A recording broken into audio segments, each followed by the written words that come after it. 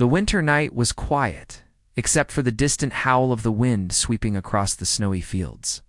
Inside the small farmhouse, the Dawson family sat around the fireplace, sipping cocoa. The flames flickered warmly, filling the room with the scent of pine wood. Suddenly thump. The sound came from above. Mr. Dawson paused mid-sip. "Did you hear that?"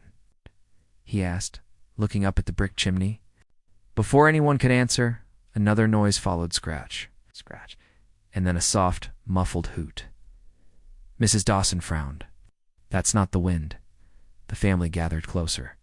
From deep inside the chimney came a panicked rustling and frantic flapping.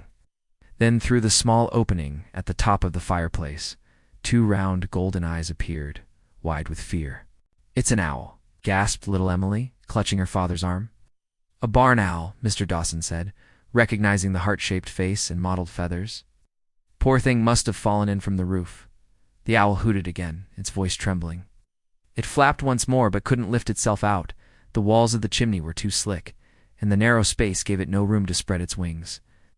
Emily's little brother Jack tugged at his mother's sleeve. "We have to help it." But saving an owl from a chimney wasn't easy. If they scared it, it might injure itself for them. If they left it, the owl could freeze or starve. The family exchanged worried looks, then sprang into action. Mr. Dawson ran to the shed and returned with a thick pair of leather gloves, a soft blanket, and a flashlight. Mrs. Dawson pulled the heavy iron screen away from the fireplace.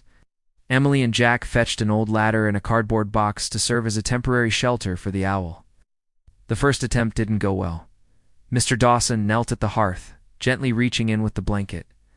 But the owl panicked, flapping wildly and sending a small storm of soot into the living room.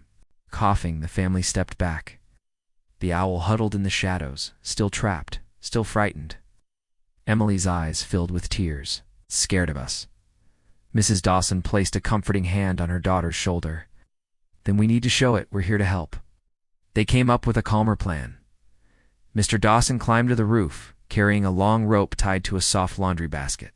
Slowly he lowered the basket down the chimney, speaking gently all the while. Inside, Mrs. Dawson softly hummed a warm, steady sound in the quiet room. The owl tilted its head, watching the basket descend. After a long moment it hopped in, drawn by the stillness and the dark, safe corners of the basket. "Got it?" Mr. Dawson called from above. Carefully, slowly, he began to lift. The family below held their breath as the basket rose inch by inch. Snowflakes drifted down from the open chimney. Finally, the basket emerged into the cold night air. From the roof, Mr. Dawson opened the basket. The owl blinked at the vast snowy field stretching below. For a moment it just sat there, as if unsure that freedom was real. Then whoosh. It spread its wide, pale wings and took off into the moonlit sky. Emily and Jack ran outside just in time to see it swoop gracefully over the barn, its white feathers glowing silver in the moonlight.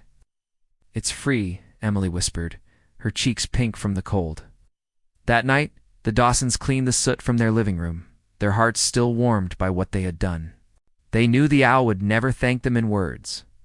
But maybe, just maybe, it would remember the farmhouse as the place where strangers became its rescuers. And somewhere in the quiet, frosty darkness, a soft hoot drifted back to them on the wind. Moral: even the smallest act of kindness can lift someone out of the darkest place.